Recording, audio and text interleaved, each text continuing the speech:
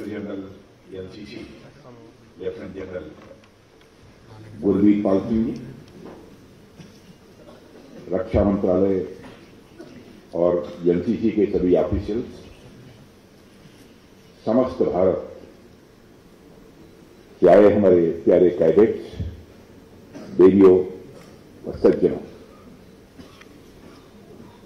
बच्चों के cultural programme देखने के बाद में मुझे एक शब्द में भी कहना हो इनके परफॉर्मेंस के बारे में, मैं यही कहना चाहूंगा, एक्सीलेंट।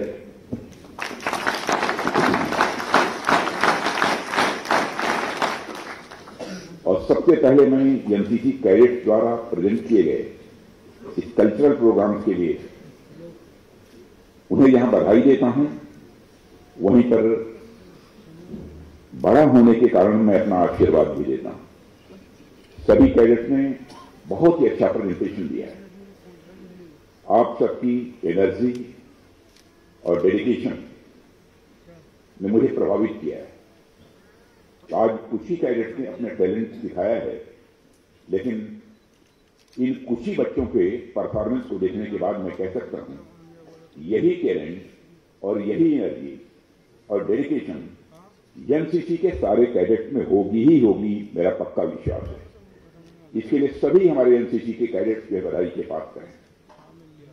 अभी जो इन्वेस्टिगेशन सेरेमनी थी उसके दौरान कहा गया कि कैडेट बाटली के दूर दराज गांव से आए हैं।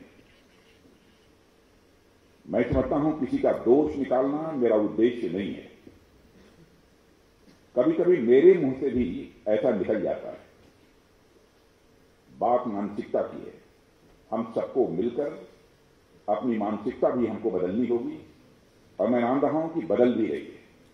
कोई गांव चाहे कारगिल का हो या मिजोरम का हो, चाहे वह गांव कच्छ का हो, वह दूर दराज नहीं है। यही एक भारत श्रेष्ठ भारत का मूल मंत्र है। आज नेशनल कैडेट कोर द्वारा आयोजित रिपब्लिक डे कैंप में आप सभी अधिकारियों और देश के ब्राइट फ्यूचर हमारे युवा साथियों के बीच उपस्थित होकर मुझे बेहद खुशी है।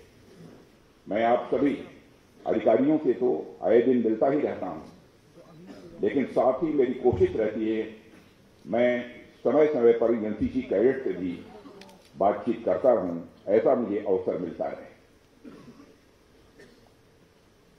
आप आज जब यह मौका मिला है तो आज मैं अपने युवा साथियों से अपनी कुछ बातें उनके सामने रखना चाहता हूं। साथियों, कई बार ऐसा होता है कि जब भी कोई सम्मानित व्यक्ति या कोई बड़ा व्यक्ति किसी कैंप में या सम्मेलन में बच्चों को संबोधित करने के लिए जाता है, वो अपने पर्सपेक्टिव में वह बातें करता है। सामान्यतः ये होता है, और एक तरह से बच्चों को सिर्फ एड्रेस करके चला जाता है। लेकिन आज मैं यहां अपने पर्सपेक्टिव से नहीं, बल्कि आप बच्चों के पर्सपेक्टिव से मैं कुछ बातें करना चाहता हूं। आप सभी युवा हैं, इसलिए आप इस बात को भी अच्छी तरह जानते हैं कि वर्तमान समय में बच्चों का रुझान ज्यादातर किन क्षेत्रों की ओर होता है। आज का दौर कंपटीशन का दौर नजर आता है। अपने अपने आसपास आपने देखा होगा कि कई बच्चे या संभवतः आप में से भी कई लोग डॉक्टर बनना चाहते होंगे, इंजीनियर बनना चाहते होंगे, एमबीए करना चाहते होंगे, पीएचडी करना चाहते होंगे, आर्म्ड फोर्सेस में जाना चाहते होंगे, या फिर सिविल सर्विसेज की तैयारी करके देश को सर्व करना चाहते होंगे, या फिर कुछ लोग अपने स्टार्टअप शुरू करने की भी बात यही नौजवानों में से सोचते होंगे। जाहिर सी बात है, इन सब में बहुत कंपटीशन है, जिसके लिए आपको बहुत ही ज्यादा पढ़ना भी पड़ता है। यहां पर सोचने वाली यह बात है मेरे साथियों, इतनी ज्यादा पढ़ाई के बीच आखिर कोई एनसीसी के लिए समय क्यों निकाले? प्रश्न यह खड़ा होता है। जब देश का अधिकांश युवा सिर्फ और सिर्फ पढ़ाई पर ध्यान केंद्रित कर रहा है, उस कंपटीशन के दौर में कोई पढ़ाई के साथ साथ एनसीसी क्यों ज्वाइन करे? जो समय आप एनसीसी को देंगे, यदि उस समय को आप पढ़ाई लिखाई में देंगे तो शायद आपको और अधिक फायदा होगा। फिर आखिर क्यों एनसीसी को इतना महत्व दिया जाता है? साथियों, इसका एक साधारण फायदा तो यह दिखता है कि जब आप एनसीसी में जाते हैं, एनसीसी आपको ट्रेनिंग, एक्सरसाइज तथा अन्य माध्यमों से फिजिकल एक्टिविटी कराती है तथा आप शारीरिक तौर पर मजबूत बनते हैं। और दूसरा लाभ जो मैं समझता हूं यह है कि एनसीसी के अलग अलग कैंप के माध्यम से या अन्य इनिशिएटिव के माध्यम से आप देश के अलग अलग क्षेत्रों में जाते हैं और वहां लोगों से आपकी बातचीत होती है, लोगों के साथ संवाद आपका होता है, तो आपकी सोशल स्किल्स भी बढ़ती है, ऐसा मेरा मानना है। आप उस कुएं के मेढक नहीं रह जाते जिसे वह कुआं ही पूरी अपनी दुनिया समझ में आने लगता है।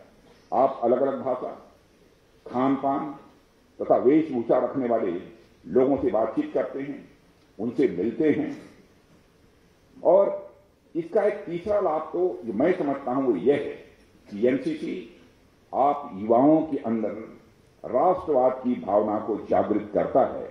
और राष्ट्रवाद की ही भावना जागृत नहीं करता, बल्कि मैं मानता हूं कि नेशनल प्राइड, एक सेंस ऑफ नेशनल प्राइड भी आप लोगों के अंदर एनसीसी में आने के कारण पैदा होती है। और नेशनल प्राइड ये मनुष्य के हृदय की सबसे बलवती भावना होती है। भारत लंबे समय तक गुलाम था, अंग्रेजों की हुकूमत भारत में थी। भारत को कैसे आजादी मिली? इसी सेंस ऑफ नेशनल प्राइड ने ही भारत को आजादी दिलाई। चंद्रशेखर आजाद, सरदार भगत सिंह, खुदीराम बोस जैसे नौजवानों, किसी की उम्र 16 साल थी, किसी की 18 साल की थी, किसी की 21 साल की थी। किसी ने हंसते हंसते फांसी के फंदे को चूम लिया और किसी ने, चंद्रशेखर आजाद जैसे लोगों ने इसी उत्तर प्रदेश के इलाहाबाद गार्डन में अपने रिवाल्वर की गोलियों से अपने अंग्रेज दुश्मनों को भूनते भूनते जब रिवाल्वर में अंतिम गोली से बची तो उन्हें इस बात की चिंता सताने लगी कि कहीं विदेशियों के रिवाल्वर की विदेशी गोली हमारे जिस्म में प्रवेश कर हमारे जिस्म को नापाक न कर दे। इसलिए चंद्रशेखर आजाद ने अपने ही रिवाल्वर की अंतिम गोली अपने सीने में दाग लेने का काम किया था, तब जाकर यह भारत आजाद हुआ है। यही है sense of pride, sense of national pride. कई जवानों के संबंध में यह बातें की जा सकती है, कैसे कैसे उन्होंने अपना इसी एक सेंस ऑफ नेशनल प्राइड के कारण अपना सर्वस्व न्यौछावर कर दिया और आज हम आजाद भारत के नागरिक हैं। एनसीसी के आपके अंदर इस भावना को और बलवान बनाता है। मैं जानता हूं किसी भी स्थिति में स्वयं हमसे ज्यादा हमारे लिए हमारा राष्ट्र सर्वोपरि है, यह भावना एनसीसी आपके अंदर पैदा करती है। ऐसे अनेक लाभ हैं जो एनसीसी ज्वाइन करने के साथ आपको मिलते हैं और यह सारी चीजें एक व्यक्ति के रूप में मैं समझता हूं कि आपके व्यक्तित्व का कॉम्प्रिहेंसिव डेवलपमेंट यानी सर्वांगीण विकास करती है। यह सब आपको अध्ययन के क्षेत्र में तथा अध्ययन के बाद भी आपके अंदर एक निखार लाने में अपनी भूमिका का निर्वाह करती है। लेकिन इन सब के अतिरिक्त मैं एक और बात करना चाहूंगा जो आपके कैरियर के पॉइंट ऑफ व्यू से बहुत ही इंपॉर्टेंट है। वर्तमान समय में तो आप जानते हैं कि आर्टिफिशियल इंटेलिजेंस का ये युग, ऑटोनोमस मशीन्स का। आज मशीनें बहुत कुछ कर सकती हैं, लेकिन एक समय ऐसा भी था जब मशीनों का काम सिर्फ उन कामों तक सीमित था जो काम मानव अपने बल से करता है, जैसे गड्ढा खोदना, ईंट उठाना, किसी सामान को एक स्थान से दूसरे स्थान पर ले जाना। यह सारे फिजिकल वर्क जो मनुष्य के जिम्मे था, मनुष्य ने अपनी सोच के दम पर ऐसी मशीनों का निर्माण किया, यह सारे फिजिकल वर्क मशीनें करने लगी। साथियों, मनुष्य का काम बौद्धिक विकास पर केंद्रित रहा और मनुष्य अपनी सोचने की शक्ति से सभ्यता को कई पायदान ऊपर ले गया।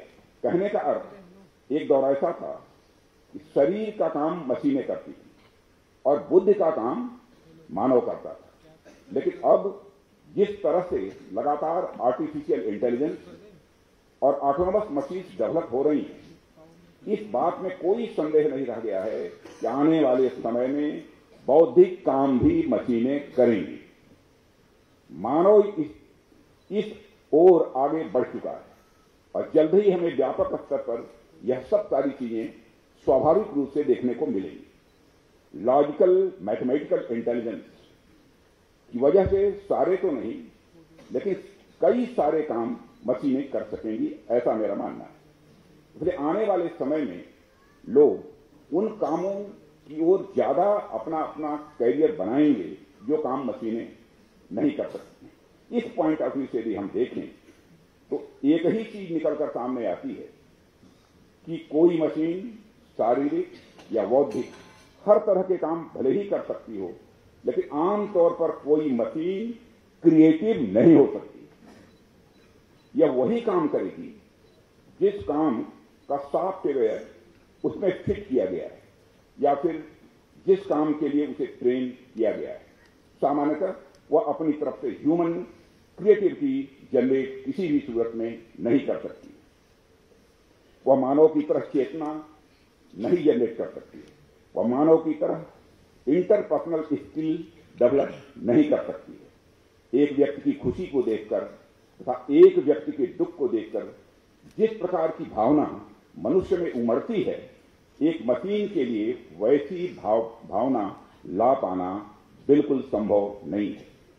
मनुष्य जिस प्रकार से इमोशनल इंटेलिजेंस के आधार पर कार्य करता है, उस प्रकार का इमोशनल इंटेलिजेंस मशीन के लिए ला पाना मैं समझता हूं ये बहुत ही मुश्किल है। एक मशीन इंटेलिजेंट तो हो सकती है, लेकिन इंटेलिजेंट होने के साथ साथ इमोशनल भी हो, शायद ही कभी ऐसा हमको देखने को मिले।